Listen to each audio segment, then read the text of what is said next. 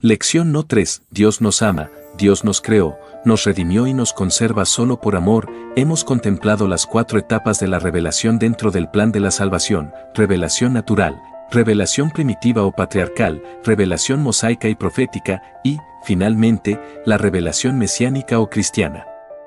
Vamos ahora a penetrar estos conceptos más profundamente para extraer importantes consecuencias. La iniciativa por parte de Dios. Cuando leemos los primeros capítulos de la Sagrada Biblia, en el libro del Génesis, nombre que equivale a origen o gestación, encontramos que desde el primer momento de la historia del hombre Dios se le revela.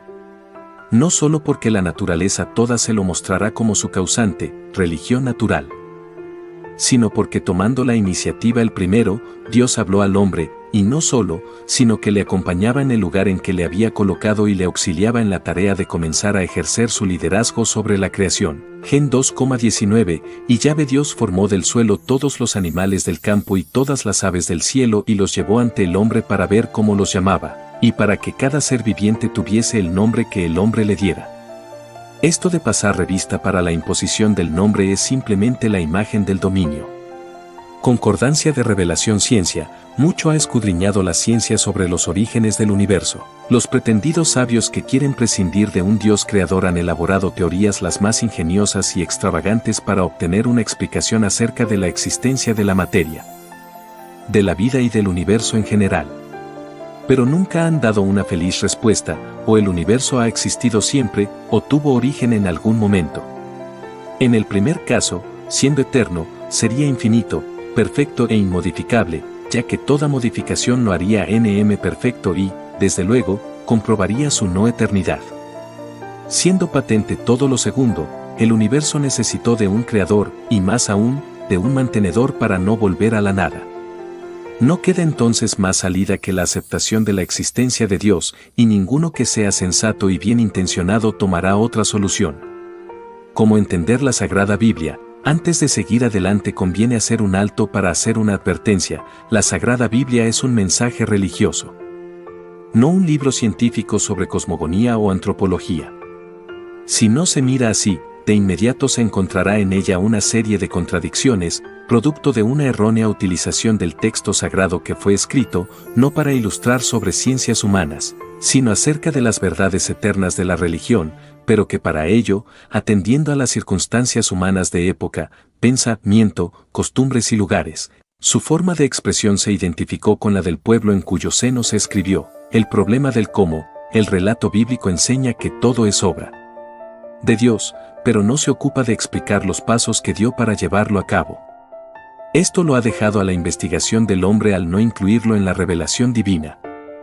Ahora, que sí es cierto que esa divina revelación jamás podrá ser contraria a la verdad científica, ya que no pueden subsistir dos verdades contradictorias entre sí. De aquí que cuando el hombre de ciencia encuentre discrepancias, debe examinar si su verdad no está bien planteada o ha malinterpretado la Biblia al pedir de esta afirmaciones que no le corresponden. Un ejemplo, la evolución. Una de las teorías más discutidas es la que mira al origen de las especies, habiendo surgido después de largas observaciones y estudios la teoría de la evolución de las especies, cuyo principio general es este: las especies superiores proceden por evolución de perfeccionamiento de las especies inferiores. Y en particular el hombre procede del cuadrumano, o mono. Esto, que sigue dentro del terreno de la hipótesis o supuesto, se ha venido a ver como una contradicción para la narración que hace la Biblia en el mismo libro del Génesis de la manera como Dios procedió para crear al hombre y a la mujer, de quienes dice que, entonces Yahvé Dios formó al hombre con el polvo del suelo, e insufló en sus narices aliento de vida, y resultó el hombre un ser viviente. Entonces Yahvé Dios hizo caer un profundo sueño sobre el hombre, el cual se durmió. Y le quitó una de las costillas, rellenando el vacío con carne. De la costilla que Yahvé Dios había tomado del hombre formó una mujer y la llevó ante el hombre. Entonces éste exclamó: esta vez sí que es hueso de mis huesos y carne de mi carne. Esta será llamada mujer, porque del varón ha sido tomada. Por eso deja el hombre a su padre y a su madre y se une a su mujer, y se hacen una sola carne. Gen 2, 7 y 21 a 24. Interpretación del pasaje. Primero queremos llamar la atención para mayor comprensión del texto sobre un detalle muy significativo, donde se cita la palabra mujer. Llamamos la atención con el asterisco por el juego de palabras que en el original hebreo se hace, is, igual a, hombre, isa, mujer, o como si en español Adán hubiera dicho, esta será llamada varona, porque del varón ha sido tomada. Así se expresa la identificación hombre-mujer. Unidad del género humano, y es que para la religión cristiana carece de importancia cómo llegó Dios a crear al hombre, si por un acto directo, un hágase, o por evolución de perfeccionamiento, o por otro procedimiento cualquiera, de todos modos es un acto creador. Pero dos cosas sí son de importancia esencial y verdades que debemos creer: la unidad del género humano, esto es, que todos los hombres y mujeres de todas las razas y de todos los tiempos proceden de una sola pareja con plena igualdad de hombre y mujer.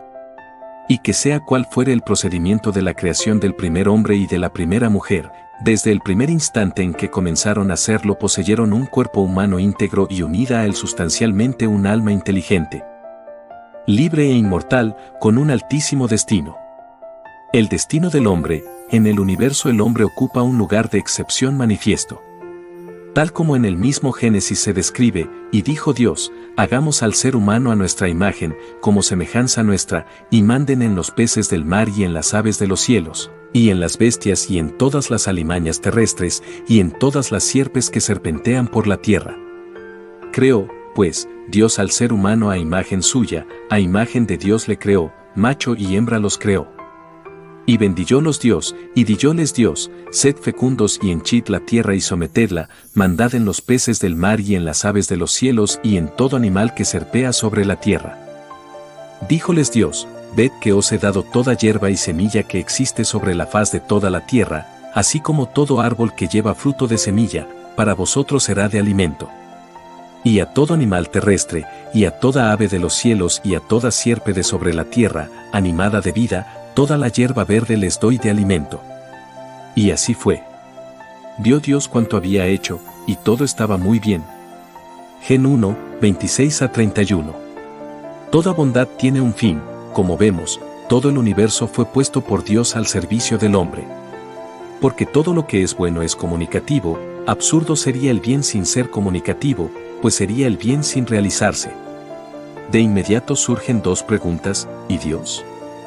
¿Y el hombre? ¿Cuál es su fin? Dios solo puede tener un fin, Él mismo.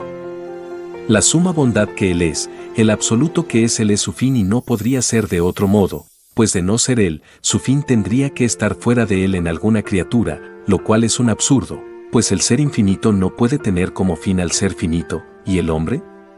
No satisfaciendo al hombre como su fin las demás criaturas, puesto que fueron colocadas todas por debajo de Él, necesariamente su fin está en Dios. El hombre, como las demás criaturas, bien pudo quedar en un estado pasivo, involuntario y no inteligente, pero sus perfecciones de entendimiento y voluntad lo capacitaron a un fin mayor, hacer que bajo su dirección, sirviéndole a Él, toda la naturaleza a través de Él rindiera culto y gloria al Creador. Un acto infinito de amor, Dios, con infinito amor, quiso dar la vida a un ser semejante a Él, inteligente y libre, capaz de conocerle y de amarle, de sentir su presencia y de gozarlo, el hombre. Y así el salmista cantó, Sal 8, 4 a 10, al ver tu cielo, hechura de tus dedos, la luna y las estrellas, ¿qué fijaste tú? Que es el hombre para que de él te acuerdes, el hijo de Adán para que de él te cuides. Apenas inferior a un Dios le hiciste, coronándole de gloria y de esplendor, le hiciste Señor de las obras de tus manos, todo fue puesto por ti bajo sus pies, ovejas y bueyes, todos juntos, y aún las bestias del campo, y las aves del cielo, y los peces del mar. Que surcan las sendas de las aguas, oh Yahvé, Señor nuestro, que glorioso tu nombre por toda la tierra, Dios se revela al hombre, desde luego sería imposible que el hombre, ser finito, llegará al conocimiento de la esencia de Dios por sus propias fuerzas, pues por la contemplación de sus obras tan solo conoce de su existencia pero no de cómo es Dios. Y aquí es donde el Señor sale al encuentro del hombre para dársele a conocer, no en cuanto a su existencia, sino en cuanto a su esencia o modo de ser. Dijo Moisés a Dios, ¿quién soy yo para ir a Faraón, el rey, y sacar de Egipto a los israelitas? Respondió, yo estaré contigo y esta será para ti la señal de que yo te envío. cuando haya sacado al pueblo de Egipto daréis culto a Dios en este monte. Contestó Moisés a Dios, si voy a los israelitas y les digo, el Dios de vuestros padres me ha enviado a vosotros, cuando me pregunten, ¿cuál es su nombre?, ¿qué les responderé? Dijo Dios a Moisés, yo soy el que soy. Y añadió, así dirás a los israelitas, yo soy me ha enviado a vosotros. Ex 3, 11 a 14. La esencia de Dios, esta forma de nombrarse Dios, yo soy se presta a conjeturas que dan lugar a diversas interpretaciones, yo soy le viene bien a Dios como nombre para indicar que Él es el único que existe por sí mismo, sin que necesite de otro para ser. Yo soy fue la forma de autotitularse Dios para significar que, en tanto que los demás dioses de los pueblos paganos lo eran formados por las manos y el fanatismo de los hombres, Él existe desde la eternidad por sí mismo y está muy por encima de la pobre concepción de diosesillos que los hombres se hagan. Yo soy expresa, finalmente, un acto de presencia inmutable puro, un no tener pasado ni futuro, solo presente. En efecto, Dios eterno es ayer, hoy y siempre. Todo lo demás comenzó a ser, dejará de ser, tuvo pasado, tendrá futuro, antes no era, después ya no será, algo así como si hubiera dicho, todo pasa, yo permanezco, la primera revelación. Así aconteció la primera revelación. Esta primera fue hecha al pueblo escogido, a los hebreos, y fue el primer paso de una serie de revelaciones, milagros, predicciones y figuras, o imágenes, que realizado todo dentro del contexto de la historia de los hombres y de los pueblos, recibe el nombre de historia de la salvación. Y decimos que todo ello sucedió entre los hombres todos y los pueblos todos, porque, si bien Dios comenzó esta historia con una patente preferencia por el pueblo hebreo, al que denominó su pueblo, en realidad en una resolución amorosa por salvar a toda la humanidad, preciso le fue iniciar su obra de salvación por medio de la segregación y formación moral y espiritual de una nación destinada a servir de cuna del Salvador y ambiente adecuado a la redención decidida. La plenitud de los tiempos, de este modo, después de muchos siglos de espera, de revelaciones, milagros, predicciones, figuras y acontecimientos prodigiosos en medio del contexto histórico de las naciones, al llegar la plenitud de los tiempos, por medio de Jesucristo, Dios y hombre verdadero, enviado del Padre, la revelación se completó y se hizo universal, para todos los hombres de todas las para todos naciones de la tierra. La revelación directa, al venir Jesús, terminó la revelación hecha a través de Moisés y los profetas, a la que llamamos indirecta, por cuanto Dios se comunicaba con su pueblo por medio de estos mensajeros. Pero en Cristo la comunicación se vuelve directa, Dios mismo nos habla en la persona de su Hijo, todo esto dijo Jesús en parábolas a la gente, y nada les hablaba sin parábolas, para que se cumpliese el oráculo del profeta. Sal 78, 2 abriré en parábolas mi boca, publicaré lo que estaba oculto desde la creación del mundo. Mt 13, 34. La aceptación de la revelación. Ya dijimos que la disposición de los hombres para aceptar o rechazar la revelación es un acto de libre respuesta. A Dios le complace que admitamos racionalmente la fe, y para ello nos auxilia interiormente con la motivación del Espíritu Santo, quien concede al estudioso la luz necesaria para que encuentre a Dios cuando le busca con humildad, reconociendo su propia limitación y exteriormente por hechos divinos, especialmente milagros y profecías, pruebas de su omnipotencia, de su bondad y de su salvación. Con todo, la revelación es bastante clara para ser aceptada por los que sinceramente buscan a Dios, y a la vez es bastante oscura para dar lugar a la duda en aquellos que no tienen buena voluntad para aceptarla. Y salieron los fariseos y comenzaron a discutir con él, pidiéndole una señal del cielo, con el fin de ponerle a prueba. Dando un profundo gemido desde lo íntimo de su ser, dice, ¿por qué esta generación pide una señal? Yo os aseguro, no se dará a esta generación ninguna señal. Y, dejándolos, se embarcó de nuevo, y se fue a la orilla opuesta. Ansí, 8, 11 a 13. Diversas formas de respuesta a la revelación, no obstante que entre los judíos reinaba una general expectación por el advenimiento del Mesías. Las respuestas que dieron a su presentación fueron diversas, y aún contrarias. El apóstol San Juan nos habla en su Evangelio ampliamente acerca de esto. La palabra era la luz verdadera que ilumina a todo hombre que viene a este mundo. En el mundo estaba, y el mundo fue hecho por ella, y el mundo no la conoció. Vino a su casa, y los suyos no la recibieron. Pero a todos los que la recibieron les dio poder de hacerse hijos de Dios, a los que creen en su nombre, la cual no nació de sangre, ni de deseo de carne, ni de deseo de hombre, sino que nació de Dios. Y la palabra se hizo carne, y puso su morada entre nosotros, y hemos contemplado su gloria, gloria que recibe del Padre como Hijo único, lleno de gracia y de verdad. JN 1,9-14. Rechazo y aceptación. Unos lo rechazaron y crearon un mundo hostil a Cristo, pero otros lo recibieron, lo aceptaron y lo siguieron. En esto se realizó y se realiza la intención plena de Dios, fueron hechos hijos de Dios por adopción. Receptores y disfrutadores del amor del Padre Celestial, al ser una sola cosa con su Hijo natural. Fe activa como condición, para llegar a ser hijos de Dios solo nos pide esto, que creamos activamente en Él y en su Hijo Jesucristo, por cuya encarnación nos hizo más accesible y más cercana su presencia, más claros sus misterios, más firme nuestra esperanza y una realidad plena el amor, misterio y revelación. Es necesario comprender por qué existe el misterio de Dios y por qué la revelación no lo descubre del todo. El misterio de Dios no es algo prohibido, o negado, o escondido, como sucede cuando un prestidigitador nos hace un truco y se cuida de que no descubramos cómo llegó a realizarlo. No, por el contrario, Dios sí quiere que sepamos cómo es su misterio y por eso nos lo revela, nos lo da a conocer.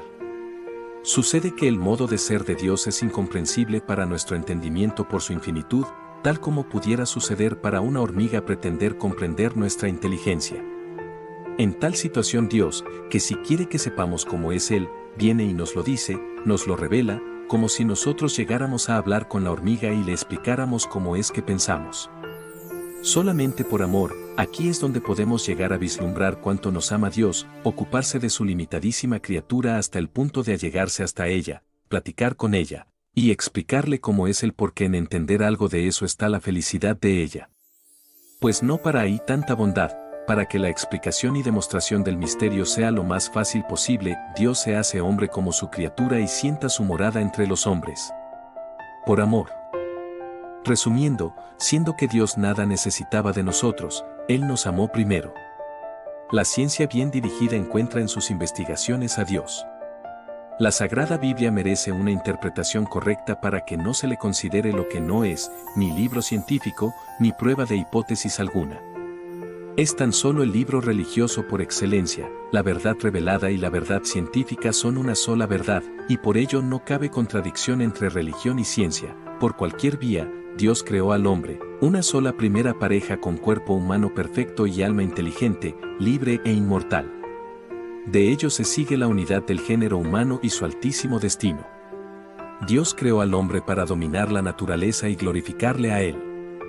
El misterio de cómo es Dios fue revelado al hombre por Dios mismo. Jesucristo vino en la plenitud de los tiempos a ser Dios con nosotros para que pudiéramos recibir de Dios mismo la revelación directa. El hombre, creado libre, puede aceptar o rechazar la revelación, y por ello Cristo es signo de contradicción. Reflexiones personales: cuando Dios me amó primero, ¿cómo me toca corresponder? ¿He sabido encontrar a Dios en los bienes que me da la naturaleza? ¿Le doy a la Sagrada Biblia la veneración de un libro sagrado? ¿Me he detenido a reflexionar la expresión Dios con nosotros? Siendo la de Dios una voluntad libre y la mía otra voluntad igualmente libre, ¿se interpone algo de mi parte para lograr nuestro encuentro? Resolución: quitaré todo impedimento de mi vida hasta conseguir que el amor de Dios me conquiste. Para pagar amor por amor.